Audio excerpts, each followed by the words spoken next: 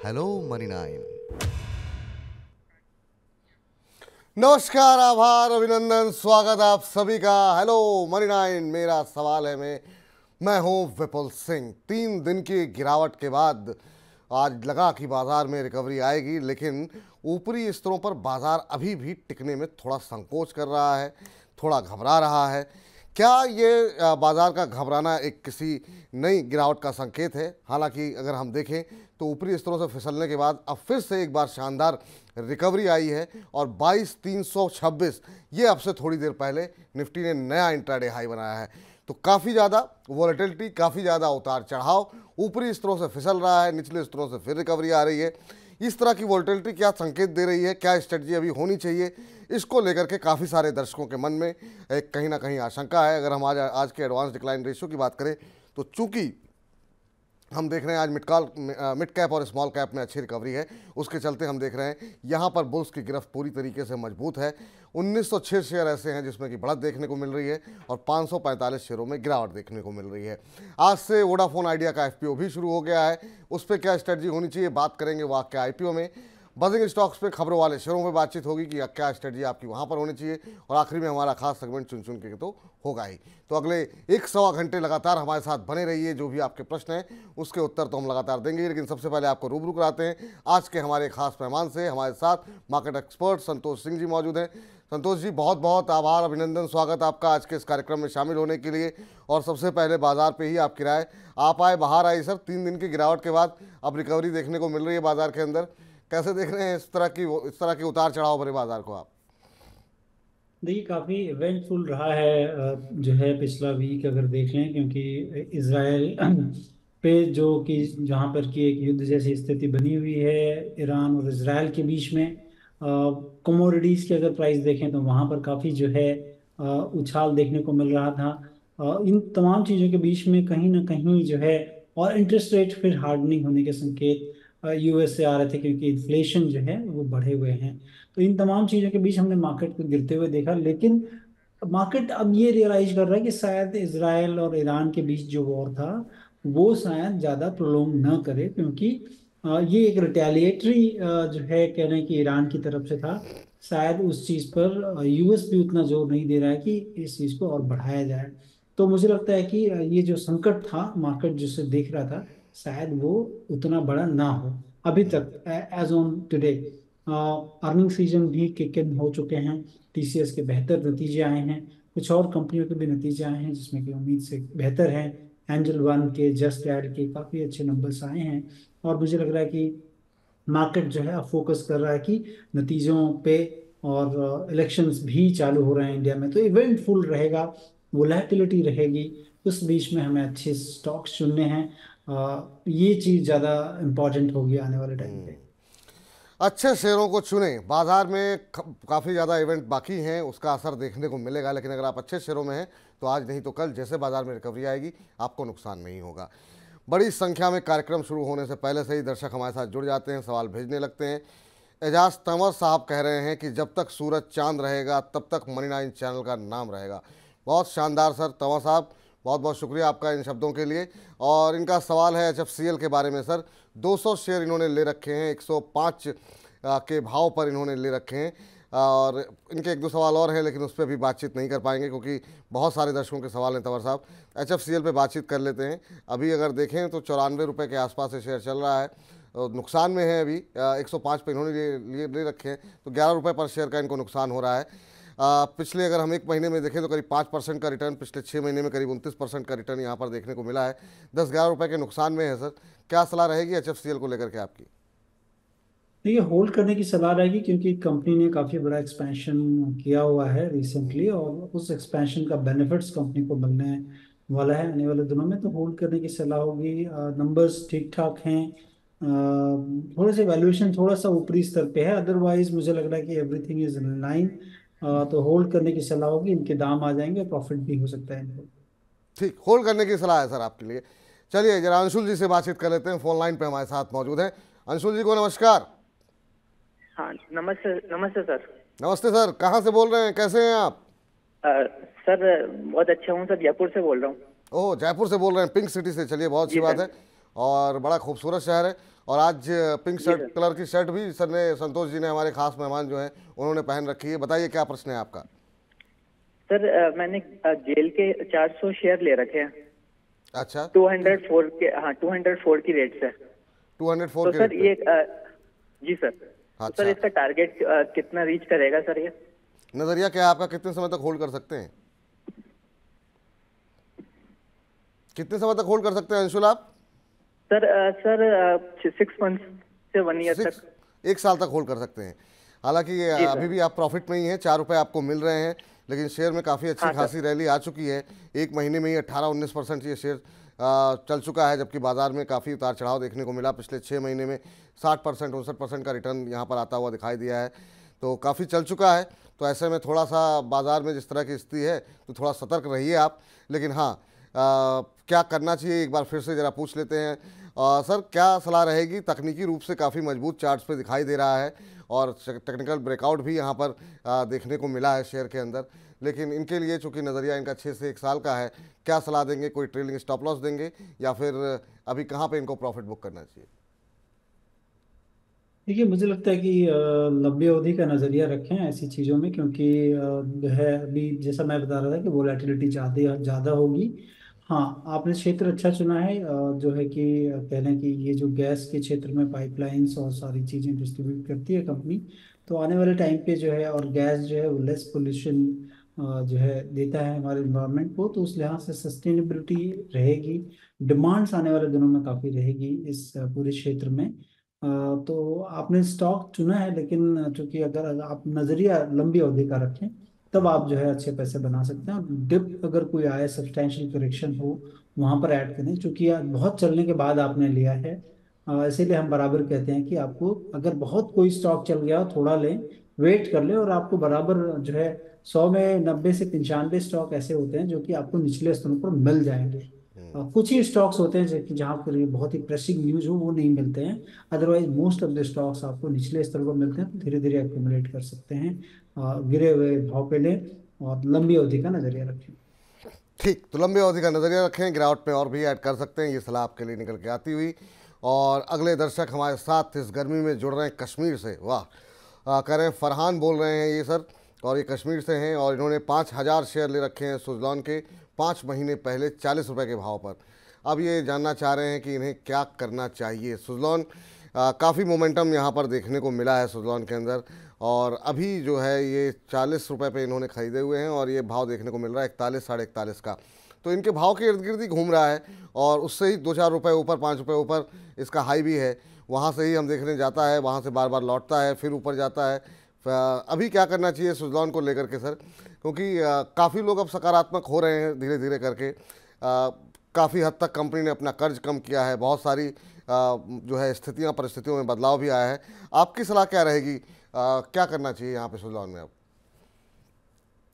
देखिए, मेरे हिसाब से पहली चीज़ तो आपने एक महंगी चीज़ ली है, इस चीज़ को ध्यान रखें। जैसा कि आपने ठीक कहा विपुल जी, की कंपनी में काफ़ी खर्च कम हुए हैं, कंपनी ने काफ़ी रेजोल्यूशन किया है, और कंपनी में जो पुराने इनके लॉसेस थे वो काफ़ी स्पिल ओवर होते रहे कई सालों तक। लेकिन अब जाकर कंपनी में देखा जा रहा है कि इनके जो रिजर्व्स, जिसे सरप्लस कहते हैं, वो कंपनी की पॉजिटिव हुई है। तो ये कहीं ना कहीं जो है मैंने कंपनी के फाइनेंशियल में कॉन्फिडेंट जो है उसको मैंने जान फूंकता है, एक तरह से हम कह लें। और जो कंपनी जिस सेक्टर में है, जो पवन चक्की जिसे हम कहते हैं, वो उसमें है, विंड मिल बनाती है, और इंडिया की one of the largest company है विंड मिल में। गवर्नमेंट की डिपेंडेंसी रिन्यूएबल्स पे ज़्यादा हो रही है धीरे धीरे, और उसका जो है लाभ इस कंपनी को मिलेगा। मुझे लगता है कि आपने महंगी चीज़ ली है। इसमें करेक्शन सब्सटैंशियल हो, ताकि थोड़ा और ऐड करें, ताकि आपका कॉस्ट ऑफ एक्विजिशन कम होगा। लंबी अवधि तक जो है नज़रिया रखें, महंगी चीज़ है ये, आप समझ रखें। और अगर आपको डर लगता हो मार्केट वोलेटिलिटी से, तो निकल जाएं, और निचले स्तरों पर आपको आना चाहिए। ठीक, चलिए अगले दर्शक का प्रश्न लेते हैं। धामो साधु जी कह रहे हैं सर आज तो मेरा सवाल ले लो। बिल्कुल ले लेते हैं सर। SW सोलार के ऊपर इनका प्रश्न है, और इन्होंने 500 शेयर लिए हुए हैं 480 रुपये के भाव पर, और आज काफ़ी शानदार move Sterling and Wilson renewable energy के अंदर 4.5% ऊपर है, 553 का भाव। तो ठीक ठाक प्रॉफिट इनको यहाँ पर शेयर हो रहा है सर। ₹24 की मजबूती आज देखने को मिल रही है। 13-14% पिछले पूरे एक महीने में चलता हुआ ये शेयर दिखाई दिया और 6 महीने में डबल हो चुका है शेयर ये। कहाँ इनको प्रॉफिट बुक करना चाहिए सर? ठीक ठाक प्रॉफिट में है, ₹70-80 पर शेयर मिल रहा है इनको। देखिए कंपनी जो है, अगर आप देखें कि कह लें कि जिसे हम कहते हैं कि मनी मैनेजमेंट अगर आप करें वो जरूर करना चाहिए आपके। अब चूंकि अगर आपके भाव के ऊपर चल रहा है तो आपने एक स्टॉप लॉस जरूर लगाना चाहिए, क्योंकि कंपनी के जो नंबर्स हैं अभी तक जो है सेटिस्फैक्ट्री नहीं रहे हैं, डिस्पाइट कि रिलायंस ने इसका टेक ओवर कर लिया है। साइरस मिस्त्री की कंपनी हुआ करती थी, चूंकि वो कैश स्ट्रैप थी कंपनी, इसके कारण की कंपनी बेचनी पड़ी उनको। और इंडिया की वन ऑफ द लार्जेस्ट ये भी सोलर कंपनी है, पैनल्स बनाते हैं उसमें। लेकिन आपको ये ध्यान रखें कि ऑपरेशनल प्रॉफिट नहीं है कंपनी की, नंबर्स में वोलेटिलिटी बहुत ज़्यादा है। डेफिनेटली जो है फॉर कह लें कि फ्यूचर इनकम आने वाली है, ऐसा कह सकते हैं आप। तो उसके लिहाज से आपको एक स्ट्रिक्ट स्टॉप लॉस जरूर बना के रखें, और आपने जहां लिया है उसके आसपास, या फिर कह लें कि जो करंट मार्केट प्राइस है वहाँ 5 से 7% का एक स्टॉप लॉस जरूर बना के रखें। ठीक, अगला प्रश्न जो है हमारे साथ अगले दर्शक जुड़ चुके हैं, उनसे बातचीत करते हैं। सुशील कुमार जी हमारे साथ मौजूद हैं। सुशील जी को नमस्कार। नमस्कार विपुल जी, नमस्कार। नमस्कार, कैसे हैं सर? कहाँ से बोल रहे हैं? सर मैं प्रयागराज से बोल रहा हूँ। प्रयागराज से बोल रहे हैं, चलिए संगम। जी जी जी जी सर, मेरा 2 सवाल था। हाँ हाँ। एक तो सर LIC के हमने शेयर लिया 50 शेयर 1080 के भाव पे। अच्छा, अभी थोड़ा उसके महंगा लिए ले हम लिया क्या आपने। करें, अभी तो लॉस में। हाँ, महंगा लिया आपने। और दूसरा सर ONGC में एंट्री लेवल जाना चाहता हूँ। ONGC में कब एंट्री करा जाए? ONGC में एंट्री लेवल जानना चाह रहे हैं, ठीक है सर। दोनों सवाल आपके नोट कर लिए गए हैं। LIC इन्होंने ले रखा है, थोड़ा महंगा लिया हुआ है और अब थोड़ा सा नुकसान में है। LIC में हालांकि रिकवरी एक अच्छी खासी आई थी। अब मुझे नहीं पता आपने कब लिए शेयर। सर अभी क्या करना चाहिए LIC को लेकर के? 975 का भाव है, आज 1% के आसपास की गिरावट यहाँ पर देखने को मिल रही है। हालांकि पिछले 6 महीने में 40-50% ये शेयर चला है और इन्होंने बिल्कुल पीक के आसपास जाकर के शेयर में खरीदारी की है। दूसरा, ONGC में एंट्री प्राइस जानना चाह रहे हैं। ONGC में हाल फिलहाल में काफ़ी अच्छी जो है हमने देखा कि एक रैली देखने को मिली थी। अभी 282 के आसपास है, आज थोड़ी सुस्ती है, 4.5% के आसपास की गिरावट देखने को मिल रही है। इन दोनों शेयरों में एक में एंट्री प्राइस जानना चाह रहे हैं और दूसरे में लॉस में है। देखिए मुझे लगता है कि LIC में भी आपको लंबी अवधि का नज़रिया रखें, क्योंकि LIC भी अगर आप देखें नंबर्स के लिहाज से तो लास्ट जो TTM बेसिस पे काफ़ी अच्छा रहा है कंपनी के लिए। और जो हम इंश्योरेंस कंपनियों में एम्बेडेड वैल्यू देखते हैं, तो एम्बेडेड वैल्यू के लिहाज से अगर आप देखें जो है प्राइस टू एम्बेडेड वैल्यू हम जिसे कहते हैं, उसमें अगर जितनी भी कंपनियां लिस्टेड हैं उसमें सबसे सस्ती कंपनी है।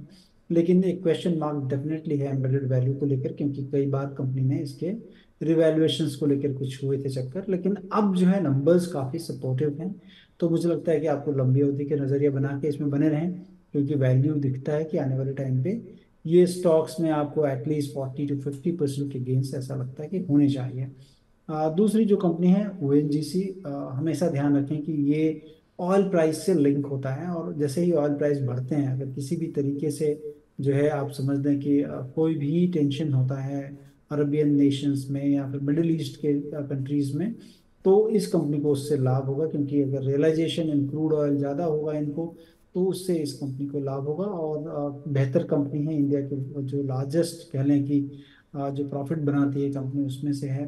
तो मुझे लगता है कि यहाँ होल्ड कर ले, और अगर स्टॉप लॉस जानना है तो मुझे लग रहा है 265 रुपए के नीचे का एक स्टॉप लॉस जरूर बना के रखिए।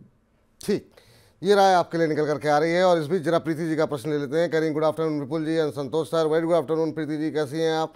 कह रही हैं SJVN पे इन्होंने 150 शेयर ले रखे हैं 157 के भाव पर, क्या एवरेज करें या फिर अभी वेट करते रहें? SJVN का भाव अभी देखते हैं क्या देखने को मिल रहा है। तो अभी जो भाव यहाँ पर चल रहा है वो है 129 रुपये का, इन्होंने 157 पे लिए हुए हैं, तो ऊपर की खरीद है इनकी। अच्छे रिटर्न इस शेयर में भी दिए हैं सर, लेकिन समस्या लोगों के साथ अब यही हो रही है, जो लोग लास्ट में जिन्होंने एंट्री ली है, चाहे वो पावर हो रेलवे हो, वो फिर परेशान होते हैं। और जैसा आप हमेशा जिक्र भी करते हैं कि वैल्यूएशन को हमेशा ध्यान में रखना चाहिए कि बहुत महंगी शेयर को नहीं खरीदना चाहिए। अब इन्होंने ख़रीद लिए हैं 157 रुपये की इन्होंने ख़रीदारी की है और अब जो है लॉस में है। क्या सलाह रहेगी इनके लिए? क्या वेट करें या फिर एवरेज करना भी चाहती हैं ये? देखिए, ये स्टॉक जो है वो, अगर आप इनकी बैलेंस शीट को देखेंगे, मैनेजमेंट कमेंट्री को देखेंगे, तो फ्यूचर ग्रोथ के लिए एक बहुत अच्छा स्टॉक्स है, जहाँ पर कि आपको फ्यूचर में ग्रोथ आ सकती है, क्योंकि मैनेजमेंट जो है वो करंट जो कैपेसिटी है उससे मोर देन डबल जो है बढ़ जाएंगे इनकी कैपेसिटी। तो इसका मतलब है कि आने वाले दिनों में इनकी इनकम भी उसी हिसाब से बढ़ेगी। लेकिन किसी भी कंपनी की कैपेसिटी को जितनी आज है उससे 2 गुना ज़्यादा, मतलब कुछ पीरियड में वो 3 गुना हो जाएंगे। तो लेकिन उसके लिए समय जो है बहुत इंपॉर्टेंट होता है, कि वो टाइम देना पड़ता है, एक जस्टेशन पीरियड होता है, क्योंकि बिजनेस जल्दी से पैसे तो नहीं कमाते हैं, उनके लिए काफ़ी इंफ्रास्ट्रक्चर पैसे लगते हैं पैसे बनाने के लिए। तो आपको एक लंबी अवधि का नज़रिया अगर है तो डेफिनेटली बने रहें, और एवरेज अगर करना चाहते हैं, मुझे लगता है कि करना चाहिए इसमें, जिस तरह से कंपनी के प्लान्स हैं। तो अभी 120 का भाव है, 100 रुपए के आसपास अगर मिलता है, क्योंकि आपके एक्विजिशन प्राइस से एटलीस्ट हम लोग हमेशा कहते हैं कि 15 to 20% आपने अगर खरीदा है वो, और उसके बाद नीचे मिलता है, तब आपको एवरेज करना चाहिए। ठीक है, तो ये राय आपके लिए निकल करके आती हुई, होल्ड करिए, लंबी समय के लिए होल्ड कीजिए, और 100 रुपये के आसपास मिलता है तो और भी शेयर ऐड कर सकती हैं। प्रीति जी, आपके लिए सवाल है। अब रजनीकांत जी ने सवाल हमें भेज दिया है, और महत्वपूर्ण सवाल है इनका इन्फोसिस के ऊपर। 1600 के भाव पे इन्होंने 89 शेयर लिए हुए हैं। अब ये जानना चाह रहे हैं क्या करें। सर, TCS के नतीजे हमने देख लिए, जो उम्मीदें थी उससे थोड़े बेहतर ही नतीजे दिखाई दिए हैं। अब इन्फोसिस का नतीजा कहीं ना कहीं IT का भविष्य तय करेगा। लंबे समय से काफ़ी सुस्त माहौल IT क्षेत्र में बना हुआ है। क्या करना चाहिए सर, इन्फोसिस को लेकर क्या व्यू है, और आज के नतीजों से आपकी उम्मीदें क्या हैं? इन्फोसिस पे अभी ये फिलहाल जो है नुकसान में है, करीब 170 रुपये पर शेयर का इनको नुकसान हो रहा है। 1600 की खरीद है। क्या भविष्य दिखाई दे रहा है IT क्षेत्र को आपको? देखिए, डिपेंड करता है कि आप उस भविष्य को कितने दिनों का मानते हैं। अगर आप शॉर्ट टर्म में वो उस भविष्य को देखना चाहते हैं तो आपकी एक अलग स्ट्रैटेजी होगी, और अगर आप जो है थोड़ी लंबी अवधि का नजरिया देखना चाहते हैं तो उसमें स्ट्रैटेजी अलग होगी। क्योंकि जब तक इन्फ्लेशन बढ़ा हुआ है यूएस में, जो कि इनकी most of the revenues US या यूरोपियन नेशन से आते हैं, तो वहाँ पर दिक्कतें थोड़ी रहेगी, क्योंकि अगर इन्फ्लेशन होता है, इंटरेस्ट रेट हाई होते हैं, तो उस समय ये सारे स्टॉक्स है, एक्सपेंशन जो कंपनियां करती हैं उनके लिए कैपिटल का कॉस्ट बढ़ जाता है, जो कि कम होंगी, और जब एक्सपेंशन कम होगा तो इनको काम भी थोड़ा कम मिलेगा। लेकिन ऐसा तो नहीं है कि ये चीज़ें हमेशा रहेंगी, क्योंकि दुनिया बढ़ रही है, और दुनिया को अगर किसी भी कंपनी को इफिशियंसी लेना है तो उनके पास अच्छे सॉफ्टवेयर होना काफ़ी ज़रूरी है, जो कि ये कंपनियां प्रोवाइड करती हैं। तो मुझे लगता है कि ये लंबी अवधि का नज़रिया बनाकर रहें, 1-2 क्वार्टर ना देखें, आने वाले दिनों में देखें। मुझे लगता है कि काफ़ी अच्छी अपॉर्चुनिटी मिल सकती है। निचले स्तरों पर अगर आपको 1400 रुपये के नीचे मिलता है, 1400 से लेकर 1200 के बीच में बहुत अच्छा एक्यूमुलेशन जोन है, जहां पर कि आपको धीरे धीरे और ऐड करना चाहिए। ठीक, चलिए, तो ये राय निकल करके IT क्षेत्र को लेकर के खासतौर से आज नतीजे हैं, इसलिए काफ़ी महत्वपूर्ण दिन है आज का। इस बीच अगला प्रश्न हमें कनिका जी ने भेजा हुआ है, और कनिका जी का ये प्रश्न है, और R कुमार के नाम से इन्होंने ID बनाई हुई है। कह रहे हैं आप मेरा क्वेश्चन नहीं लेते हैं। बिल्कुल, आपका कोई सवाल ले लिया गया कनिका। कनिका जी दिल्ली से हैं, और धानी के शेयर इन्होंने लिए हुए हैं, 1400 शेयर इन्होंने लिए हुए हैं, और इनकी खरीद का भाव है 60 रुपये। अब क्या जानना ही चाह रही हैं कि निकल जाएं या फिर बने रहें, क्या करना चाहिए? अभी जो भाव देखने को मिल रहा है वो है 54 रुपये 55 पैसे का। आज शानदार मूव है, और 13-13.5% ऊपर है धानी सर्विसेज का शेयर। अब ये कन्फ्यूज़न में है कि क्या यहाँ पर बने रहें या निकल जाएं। पिछले एक महीने में सर 50% की रैली तो आ चुकी है। कनिका जी, खरीदा कब था आपने? मुझे लगता है काफ़ी ऊपर खरीद लिया आपने, क्योंकि जिस तरीके से शेयर में कुछ दिनों के अंदर रफ्तार पकड़ी है, तो इसका मतलब काफ़ी पहले आपने ले रखा है। सर, क्या सलाह रहेगी? बहुत दायरे में रहने के बाद पिछले कुछ दिनों में ही काफ़ी शानदार मूव आता हुआ दिखाई दे रहा है धानी सर्विसेज में। इन्होंने 60 रुपये पे ले रखे हुए हैं, नुकसान में है। आपकी क्या सलाह रहेगी? मेरी सलाह होगी शीघ्राति शीघ्रम जिसे कहते हैं, कि आप जल्दी से जल्दी निकल लें, क्योंकि नंबर्स ऐसे सच कुछ नहीं दिखा रहे हैं कि इसमें होल्ड करके रखना चाहिए मुंह में। नंबर्स अगर आप देख लें तो 2021 के बाद से कंपनी में लगातार जो है नंबर्स खराब आते रहे हैं। टीटीएम बेसिस पर भी अगर नंबर देखें तो 487 करोड़ का शुद्ध नुकसान है कंपनी को, और ऑपरेशनल प्रॉफिट भी देखें तो 393 करोड़ का टीटीएम बेसिस पर नुकसान है। तो ऐसी कंपनी को होल्ड करने का कोई मतलब नहीं बनता है। दूसरी चीज, और चूंकि भाव काफी गिर गए थे आपके लेने से, अब काफी उभर गए हैं, तो शीघ्राति शीघ्रम जितना जल्दी से जल्दी हो सके, जितना कम से कम लॉस हो सके, या फिर ट्रेलिंग स्टॉप लॉस लगा लें कुछ थोड़ा 5-7% का, क्योंकि कंपनी के ऑपरेशंस में एज सच कुछ चीजें नहीं हुई हैं जिससे स्टॉक प्राइस बढ़ रहा हो, तो आपको निकलना चाहिए। शीघ्रात शीघ्रम, जी हाँ, जल्द से जल्द निकल जाइए, जहाँ भी आपको मौका मिले निकल जाइए। ये सलाह संतोष जी की आती हुई, या फिर एक ट्रेलिंग स्टॉप लॉस लगा लीजिए। यहाँ पर बहुत ज़्यादा उम्मीदें पाल के मत रखिए, ये फिलहाल राय आपके लिए है। और अगले दर्शक जिन्होंने अपना नाम तो नहीं भेजा है, लेकिन इन्होंने जो आईडी बनाई है क्यूट लिटिल कान्हा के नाम से, बहुत अच्छा नाम है सर। कह रहे हैं टाटा पावर के शेयर इन्होंने ले रखे हैं, 431 की बाइंग है, 50 शेयर हैं। लक्ष्य जो है इनका 3 से 4 महीने क्या है, करें होल्ड करें या असल बताएं। अब टाटा पावर को लेकर के और भी 2-4 दर्शक थे, उनका नाम मेरे दिमाग से मिस हो गया, लेकिन टाटा पावर पे काफ़ी सारे सवाल आए हुए हैं ऑलरेडी, तो उस पर थोड़ा चर्चा कर लेते हैं। आज 1.25%, 2% के आसपास की मजबूती टाटा पावर के शेयर में देखने को मिल रही। 438 का भाव अब आता हुआ दिखाई दे रहा है, और इनको जो है अच्छे खासे मतलब 6-7 रुपये इनको मिल रहे हैं यहाँ पर, तो ये अच्छी बात है कि मुनाफे में हैं ये। 5.25% ऊपर है सर। क्या सलाह रहेगी? पिछले कुछ दिनों में पूरे पावर क्षेत्र में जो जान रही है उसमें भी देखने को मिली है, टाटा पावर अच्छे रिटर्न दिए हैं। पिछले एक महीने में करीब 11-12%, पिछले 6 महीने में 73, 73% चल चुका है। 6-7 रुपये इन्हें भी मिल रहे हैं, आपकी क्या सलाह रहेगी? देखिए, इन्होंने बहुत बाद में लिया है, और मैं कहूँ कि विपुल जी, ये दर्शक आपके जो है शायद नए नए हैं, क्योंकि पुराने अगर होते तो हम लोगों ने 280 से लेकर 320 के मरतबा कई बार जो है आपके चैनल पर रेकमेंड किया था इस स्टॉक बिल्कुल। को लेने के लिए। और उसके बाद काफ़ी अच्छा रनअप भी आया है, ओवरऑल मार्केट भी बढ़ा हुआ उसके बाद देखें तो। और अब ये चूंकि यहाँ पे ले रहे हैं, लेकिन अगर लंबी अवधि का नजरिया है तो यहाँ से भी लगता है कि हैंसफोर्थ भी कंपनी के स्टॉक प्राइस में गेन आएगा, क्योंकि अपॉर्चुनिटी साइज जो है वो काफ़ी अच्छी है अभी भी। तो होल्ड करने की ही सलाह होगी इसमें। होल्ड करने की सलाह है। इस बीच किंग फैशन जी का भी उसी पर सवाल है, 331 पे इन्होंने ले रखे हैं, तो इनकी खरीद तो और काफ़ी नीचे है, तो आपके लिए भी होल्ड करने की सलाह रहेगी। 200 शेयर आपके पास है, अच्छे मुनाफे में है, क्या टेंशन लेने की बात है। चलिए, और एक सवाल, जो एक कंपनी जिस पर आज ज़्यादा हम प्रश्न देख रहे हैं वो है HUL को लेकर के। संजीव शर्मा जी पूछ रहे हैं, और भी 2-4 दर्शक हमारे हैं जो कि लगातार HUL पर सवाल कर रहे हैं। श्री माता जी का भी सवाल आया हुआ है। 2220 रुपये के भाव पर इन्होंने ले रखे हैं HUL के शेयर। 80 शेयर हैं 2220 रुपये के भाव पर। दो के लिए क्या करें? दो के लिए मतलब सवाल आपका समझ में नहीं आया। चलिए आपका सवाल ले लेते हैं। 2220 पे HUL, 80 शेयर हैं, और भी 2-4 दर्शकों के सवाल हैं HUL को लेकर के, तो HUL पे बातचीत कर लेते हैं। FMCG के क्षेत्र की दिग्गज कंपनी, 2232 का भाव इस समय देखने को मिल रहा है, और आपने ले रखे हैं 2220 पे, तो 10-12 रुपये यहाँ पर इनको मिल रहे हैं। HUL का भविष्य क्या लग रहा है सर? अब बारिश को लेकर के जो अनुमान जताए गए हैं उससे ऐसा लग तो रहा है कि रूरल डिमांड में थोड़ा सा पिकअप आना चाहिए, अगर सामान्य से बहुत ज़्यादा बारिश ना हो, क्योंकि इस बार काफ़ी टाइम बाद जो अनुमान लगाया गया है वो सामान्य से थोड़ी ज़्यादा बारिश का अनुमान लगाया गया है। आपकी सलाह क्या रहेगी HUL को लेकर के? देखिए, लास्ट के 10 सालों के बाद पहली बार जो है IMD ने जो लॉन्ग टर्म जो पीरियड एवरेज है बारिश के अनुमान का, वो सबसे ज़्यादा दिया है इस बार। 106 के आसपास दिया है, जो कि 10 सालों में सबसे अच्छा है, और लग रहा है कि आने वाले टाइम पे अच्छी होगी बारिश। और अगर बारिश अच्छी होती है तो हमारा रूरल इनकम, क्रॉप अच्छी होगी, यील्ड अच्छा होगा, रूरल इनकम अच्छे होंगे उससे, जिसका कि इसको प्रभाव पड़ेगा इनके स्टॉक प्राइस पे। और इन दिनों इस काफ़ी करेक्शन में भी रहा है स्टॉक, ऊपरी स्तरों से साइडवेज टू नेगेटिव था। मुझे लग रहा है कि इसमें अगर आपको लेना है तो 2000 रुपये तक के प्राइस तक देखना चाहिए आपको, कि धीरे धीरे एक्युमुलेट करें इस स्टॉक को निचले स्तरों तक। जी, चलिए, तो ये सलाह निकल करके आती हुई आपके लिए। और इस बीच हमारे साथ अगले दर्शक हमारे साथ जुड़ चुके हैं, प्रदीप जी जुड़ चुके हैं। प्रदीप जी को नमस्कार। नमस्कार जी, नमस्कार। नमस्कार, कैसे हैं सर? कहाँ से बोल रहे हैं?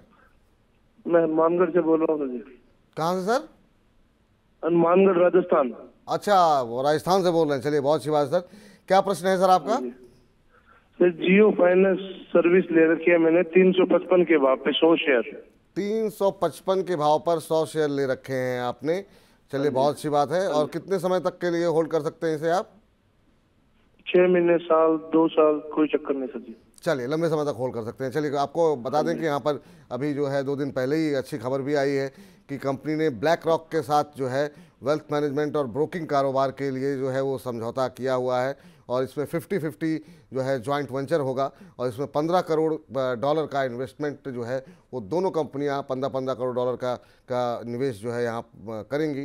तो तो ये फिलहाल खबर यहाँ पर निकल करके आई है कि वेल्थ मैनेजमेंट कारोबार में कंपनी उतर रही है, उसके चलते एक मोमेंटम भी शेयर में देखने को मिला था। 355 पे आपने लिए, 380 का भाव, आज भी 5% ऊपर शेयर कामकाज करता हुआ काफ़ी शानदार मोमेंटम में है जियो फाइनेंशियल सर। खबर भी अच्छी आ रही है, शेयर भी काफ़ी तेज़ी से ऊपर जा रहा है। क्या सलाह रहेगी? पहले तो ये लग रहा था डर कि कंपनी के कारोबार का भविष्य का कुछ पता नहीं लग रहा है, सिर्फ कंपनी अपने पेरेंट कंपनी के नाम पे जो है लोग इसमें एंट्री ले रहे थे, लेकिन अच्छे रिटर्न लोगों को कमा करके दिए इस कंपनी ने। हाँ जी जी बिल्कुल। देखिए स्टॉक जो है चूंकि रिलायंस से अलग हुआ जियो फाइनेंशियल अभी लास्ट ईयर, और देखें कि अभी बेबी स्टेप्स ले रही है कंपनी जिसे हम कहते हैं, और कंपनी का जो मूलभूत चीजें जब अलग हुई और उसके जो स्टॉक वैल्यू थे, जो रिलायंस के शेयर थे, ऑलमोस्ट 200 रुपीज का करीब हम लोग देख रहे थे कि इंट्रिंसिक वैल्यू पे अलग हुई थी कंपनी। कंपनी के कामकाज के नतीजे जब आएंगे या फिर आप कंपेरेबल वैल्यूएशंस करेंगे, मुझे लगता है कि उसमें काफ़ी टाइम है, चूंकि पेरेंटेज इतनी अच्छी है। केवी कामत को लाया गया उसमें, जो कि आईसीआईसीआई को, जो आज हम आईसीआईसीआई बैंक को देख रहे हैं, वो इतनी बड़ी बैंक देख रहे हैं, उसके पीछे जो main architect of the bank थे वो केवी कामत थे, और उनको इस कंपनी में लाया गया है। तो मुझे लगता है कि और जिस तरह की विस्तार की योजनाएं हैं कंपनी की, लंबी अवधि का नजरिया हो तो आप जरूर रखें इसको। क्योंकि करंट वैल्यूएशन आपको महंगे लगेंगे, लेकिन अगर आने वाले दिनों में सारी चीजें कंपनी करती है तो डेफिनेटली जो है उसमें एक अच्छा गेन हैंसफोर्थ भी होगा। और बता दें कि आज रिजल्ट भी है, तो वोलेटिलिटी हो सकती है स्टॉक प्राइस पर। चलिए, तो होल्ड करके रख सकते हैं लंबी अवधि के लिए। तो बहुत सारे जो सवाल आ रहे हैं जियो फाइनेंस को लेकर के, आप सभी के लिए राय फिलहाल यही निकल करके आती हुई नज़र बना करके रखिए, क्योंकि आज नतीजे आने हैं, उतार चढ़ाव देखने को मिल सकता है नतीजों के चलते। 5.25% आज ऊपर कामकाज कर रहा है। सोहम गिरी जी का सवाल ले लेते हैं। कह रहे हैं गुड आफ्टरनून विपुल जी, वेरी गुड आफ्टरनून सोहम जी, कैसे हैं आप? कह रहे हैं क्या, अच्छा 3-4 सवाल एक ही साथ इन्होंने कर दिए हैं। जोमेटो, एनएचपीसी और आईआरएफसी में फ्रेश बाइंग करना चाह रहे हैं ये, और ये तीनों ही जो शेयर हैं वो आजकल जो है ट्रेंडिंग में रहते हैं हर दूसरे दिन जो है। और कई बार जो है एनएचपीसी को लेकर के तो हम या फिर रेलवे को लेकर के हमने थंब भी लगाए हैं कई बार, और काफ़ी बड़ी संख्या में दर्शक देखते भी हैं उसे। जोमेटो, एनएचपीसी और आईआरएफसी, ये तीनों शेयर आजकल जो सर ट्रेडर्स के बहुत ही ज़्यादा पसंदीदा हैं, और अब इस पे तीनों में ये फ्रेश एंट्री लेना चाह रहे हैं।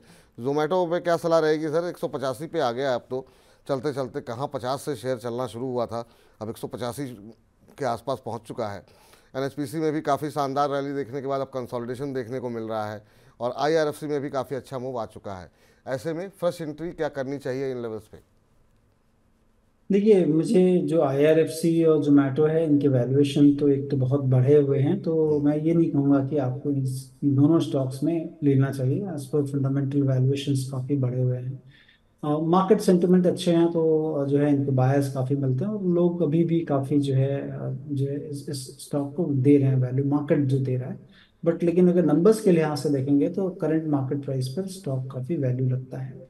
जहाँ तक एनएचपीसी है, और जो मैं देख पाता हूँ कि एनएचपीसी में जिस तरह से विस्तार की योजनाएं हैं, इंडिया में जो रिन्यूएबल पर फोकस है, उस चीज़ को लेकर एनएचपीसी में जरूर एक लाइमलाइट दिखती है कि इस स्टॉक में इसको देखा जा सकता है। तो लंबी अवधि का नजरिया बनाएं, थोड़ा लें, गिरावट हो तो लें।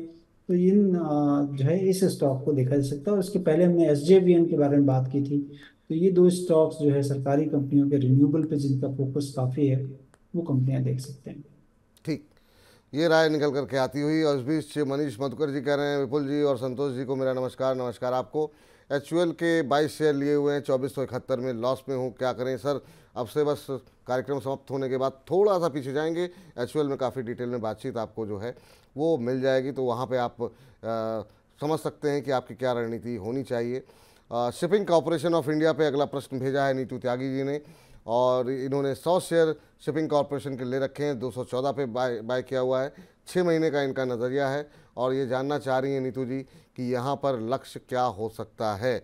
तो अभी अगर हम बात करें शिपिंग कॉरपोरेशन ऑफ इंडिया की, 213 के आसपास ये शेयर अभी ट्रेड करता हुआ।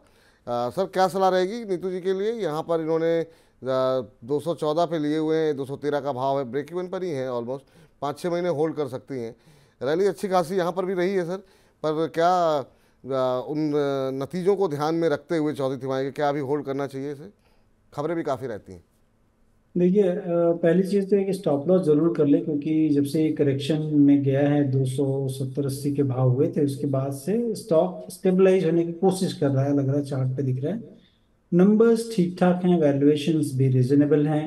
मुझे लग रहा है कि अगर उस लिहाज से इनको एक स्टॉप लॉस जरूर मैं दूंगा, जिसमें कि बाई क्लोजिंग बेसिस 207 रुपये 207 के नीचे का एक स्टॉप लॉस बना लें और बने रह सकते हैं, क्योंकि करेक्शन मोड में है और अभी तक ये कंफर्मेशन नहीं है कि करेक्शन इज ओवर। इसीलिए मैं कह रहा हूँ कि स्टॉप लॉस जरूर मेंटेन करके रखें। जी, चलिए आईटी पे हमने इन्फोसिस पे बात कर ली, टीसीएस पे बात कर ली। तीसरी बड़ी कंपनी होती है विप्रो। विप्रो पे भी बात सवाल आ गया है पंकज अग्रवाल जी का। कह रहे हैं मेरे पास विप्रो के 200 शेयर हैं 660 रुपये के भाव पर और 2 साल के लिए होल्ड कर सकते हैं। क्या मुझे होल्ड करना चाहिए? क्या मेरे परचेज पे ये वापस आ सकता है? आईटी में फंसे हुए हैं लोग, बड़ी संख्या में फंसे हुए हैं, क्योंकि अपने एक समय काफ़ी मोमेंटम रहता था शेयरों में, तो लोग भरोसे के तौर पर कि भाई इन्फोसिस, टीसीएस, विप्रो में अगर नहीं रिटर्न आएगा तो कम से कम कुछ तो आएगा, लेकिन इस बार काफ़ी निराश किया। 449 450 के आसपास चल रहा है सर, और इन्होंने ले रखे हैं 660 पे, तो अच्छा खासा नुकसान हो चुका है इनको। और अभी भी कह रहे हैं कि 2 साल का नज़रिया है, 2 साल होल्ड कर सकते हैं। आप क्या सलाह देंगे इनको? देखिए, अगर विप्रो की पोजीशनिंग देखें इन टोटल आईटी, तो कह लें कि चौथी बड़ी कंपनी है ये, HCL, TCS, Infosys, HCL tech के बाद। लेकिन इन चारों कंपनियों को अगर देख लें ऑपरेटिंग प्रॉफिट मार्जिन के लिहाज से, तो सबसे कम ऑपरेटिंग प्रॉफिट मार्जिन विप्रो में है। क्योंकि विप्रो के बहुत डाइवर्सिफाइड बिजनेस भी हैं, नॉट ओनली सॉफ्टवेयर, इनके कुछ हार्डवेयर के बिजनेस हैं, प्लस जो है कुछ एफएमसीजी के बिजनेस हैं। इन तमाम सारे बिजनेस के कारण इनकी प्रॉफिटेबिलिटी थोड़ी कम रहती है। और इसमें जो इनके सीईओ जो चेंज हुए हैं अभी, उस पर देखना होगा कि कैसे जो है वो कंपनी को इन सारी चीज दिक्कतों से उभारते हैं।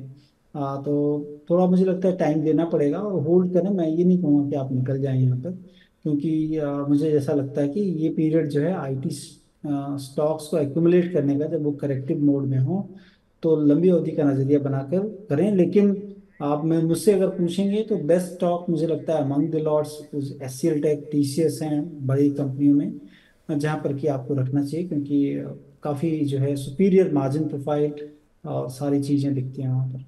ठीक, चलिए अगले दर्शक के पास चलते हैं और हमारे साथ अब अफसर अंसारी साहब जुड़ चुके हैं सवाल पूछने के लिए। अफसर साहब नमस्कार, अस्सलाम वालेकुम। वालेकुम अस्सलाम सर, आपको अस्सलाम वालेकुम, नमस्कार। नमस्कार सर, कहाँ से बोल रहे हैं अंसारी साहब? मैं सर मुंबई से बोल रहा हूँ। मुंबई से बोल रहे हैं, चलिए बहुत अच्छी बात है। तो आप कहीं पर अफसर हैं या खाली नामी अफसर है? नामी अफसर है सर। बहुत अच्छी बात सर, बहुत अच्छी बात, बहुत अच्छा लगा सर आपसे बातचीत करके। और कैसे लग रहे हैं आपको मनी 9 के कार्यक्रम? बहुत अच्छे लग रहे हैं, बहुत बहुत मदद मिल रहा है सर आपके कार्यक्रम से। Thank you sir. बताइए क्या सवाल है आज आपका? सर 400 शेयर लिए हैं 140 के भाव पे, बैंक ऑफ इंडिया का, 2 महीने बैंक तक ऑफ होल्ड इंडिया। कर सकता हूँ? बैंक ऑफ इंडिया आपने लिए हुए 400 शेयर लिए हुए हैं और 140 के भाव पर ना? जी सर। कितने समय तक होल्ड कर सकते हैं सर इसे आप? 2 महीने तक होल्ड कर सकता हूँ, बाकी आपका राय रहेगा तो थोड़ा और बढ़ा देंगे। ठीक है सर, ठीक है। बैंक ऑफ इंडिया हालांकि ब्रेक इवन पे ही है, आप 140 पे लिए थे, 140 के आसपास ही जो है इस शेयर चल रहा है। कोई जानकारी नहीं है, आप लोग सब लोग जान। सही लगता है कहीं व्यस्त हो गए अंसारी साहब। 140 पे ही इन्होंने लिए हुए हैं और 140 के आसपास ही जो है अभी का मौजूदा भाव देखने को मिल रहा है। 1-2 महीने का ही इनका नज़रिया है और जिस तरह की वोलेटिलिटी इस समय बाज़ार में है, तो बहुत कम छोटी अवधि का नज़रिया थोड़ा सा रिस्की हो सकता है आपके लिए। अभी अगर हम देखें तो 140, हालांकि संतोष जी से शायद हमारा संपर्क टूट गया है, तो उनको कनेक्ट करने की कोशिश करते हैं। और अभी अगर हम देखें तो पिछले 1 महीने के अंदर 5-5.5% का रिटर्न इस शेयर में बैंक ऑफ इंडिया में आता हुआ दिखाई दिया है। पिछले 6 महीने में करीब 34% का रिटर्न यहाँ पर देखने को मिला है और 1 साल में 73-74% ये शेयर बढ़ता हुआ दिखाई दिया है। और बैंकिंग शेयरों में अच्छी रैली देखने को मिली है, उसके बाद से थोड़ी सुस्ती भी आई है। और आपको बता दें कि यहाँ पर जो है फिच की तरफ से जो है वो बैंकों को लेकर के कुछ एक बैंकों पे रेटिंग दी गई है और वो रेटिंग दी गई है BB- की तरफ से। BB- रेटिंग यहाँ पर दी गई है। आज की जो रैली देखने को मिल रही है बाज़ार के अंदर, उसमें चल कौन से शेयर रहे हैं? निफ्टी की अगर हम बात करें तो आज भारतीय एयरटेल में काफ़ी शानदार मूव है। हालांकि खबर वोडा आइडिया को लेकर के है, लेकिन चल भारती रहा है। 5% की तेज़ी यहाँ पर देखने को मिल रही है। हिंडाल्को में अच्छा, मेटल पैक में आजकल अच्छा मूव देखने को मिल रहा है, इसमें हम टाटा स्टील 0.25% ऊपर है। इसके अलावा हम देख रहे हैं हिंडाल्को में 2-2.25% के आसपास की रैली देखने को मिल रही है। इस बीच करीब करीब 600 दर्शक हमारे साथ यूट्यूब पे लाइव जो है इस समय जुड़े हुए हैं। बाकी फेसबुक और ऐप पर भी बड़ी संख्या में दर्शक हमारे साथ जुड़ रहे हैं, तो आप सभी का बहुत बहुत धन्यवाद कि इस कार्यक्रम में आप जुड़ रहे हैं। निवेदन, कोशिश यही है कि ज़्यादा से ज़्यादा लोगों के प्रश्नों के उत्तर दें। आप लोग भी ज़्यादा से ज़्यादा लोगों तक कार्यक्रम को पहुंचाइए ताकि लोगों तक सही दिशा, सही मार्गदर्शन पहुंच सके और लोगों के मन में जो शेयर बाज़ार को लेकर के जो है कोई दुविधा, कोई आशंका ना रहे। चलिए, इस बीच संतोष जी दोबारा जुड़ चुके हैं। संतोष जी, शायद कुछ तकनीकी दिक्कत थी, दूर हो गई, बताइए सर। सर किस चीज़ के बारे में बताना अभी? सर इनका प्रश्न यहाँ पर इंडियन बैंक ऑफ इंडिया के ऊपर था। 140 पे खरीदा है। हाँ जी, 140 bank of India, yes. Bank of India में देखिए, जो मुझे दिख रहा है कि 128, चूंकि बहुत शॉर्ट टर्म नजरिया है, 128 रुपए के नीचे का एक stop loss by closing basis बना लें। बहुत ही कम दिनों का नजरिया, इसलिए हमें प्राइस एक्शन देखना होगा। और प्राइस एक्शन दिख रहा है कि साइडवेज है और एक बेस फॉर्मेशन में 130 के आसपास। मैं कहूँगा कि 128 रुपए का नीचे का एक स्टॉप लॉस जरूर बना लें। अदरवाइज नंबर्स अच्छे रहे हैं और वैल्यूएशन वाइज अगर देखें तो कंपनी का जो स्टॉक प्राइस सपोर्टिव है, बहुत ज़्यादा नहीं वैल्यूएशंस हैं, तो ये हैंड्सफोर्ड भी गेन हो सकता है। लेकिन 150 के ऊपर अब निकलेगा तब इसमें एक अच्छा गेन करीब करीब 30 से 40 रुपए का होगा। लेकिन अगेन चूंकि शॉर्ट टर्म नजरिया है, वो स्टॉप लॉस जरूर बना के रखिए। जी चलिए, इस बीच अनुपमा रॉय जी कह रही हैं नमस्ते सर। नमस्कार आपको भी। जीबी मैथ क्लासेस के नाम से इन्होंने अपनी यूट्यूब आईडी बनाई हुई है। कह रहे हैं कि सर आप बहुत अच्छे से एक्सप्लेन करते हैं, आई लव योर शो। बहुत बहुत शुक्रिया, बहुत बहुत धन्यवाद। आप लोग ऐसे ही और ज़्यादा दर्शकों तक कार्यक्रम को पहुंचाइए sir, thank you. South Indian Bank के ऊपर इनका प्रश्न है। कह रहे हैं कि साउथ इंडियन बैंक में इन्वेस्ट करना चाह रहे हैं, प्लीज़ गाइड। तो ये अभी इन्होंने निवेश किया नहीं है, निवेश करने से पहले ही इन्होंने ये जानना चाह रहे हैं कि जो इन्होंने जो शेयर चुना है पैसे लगाने के लिए वो सही है या नहीं। हाल फिलहाल में शेयर का सर राइट इशू भी आया था। अभी क्या करना चाहिए? साउथ इंडियन बैंक 1% के आसपास की मजबूती, 27.80 का भाव, क्या फ्रेश एंट्री ली जा सकती है यहाँ पर? देखिए, मुझे लगता है कि मतलब कंपनी अच्छा करेगी और ITC रुपए के जरिए जो पैसे कंपनी ने उठाए हैं, उसको जो है ग्रोथ कैपिटल के तौर पर कंपनी जो है उसमें जो है अपने लोन के जो है एसेट को बढ़ाएगी और उससे कंपनी के आने वाले दिनों में आय बढ़ने वाली है। रीजनेबल वैल्यूएशंस पर है। थोड़ा अभी लें, थोड़ा गिरता है तो लें। और ITC जो है कभी कभी इक्विटी डायलूशन डेफिनेटली करता है और हम ये प्राय देखते हैं कि जो भी फाइनेंशियल्स हैं उसके अंदर over period of time equity dilute होती है। लेकिन चूंकि उनका कैपिटल ही जो है, अगर रॉ मटेरियल ही कैपिटल है तो उसके लिहाज से ये चीज़ें दिखती हैं। लेकिन आई थिंक जो है company is doing well, bank is doing well, अच्छा कर सकती है। होल्ड करें और निचले स्तर पर जरूर इसको ऐड करें।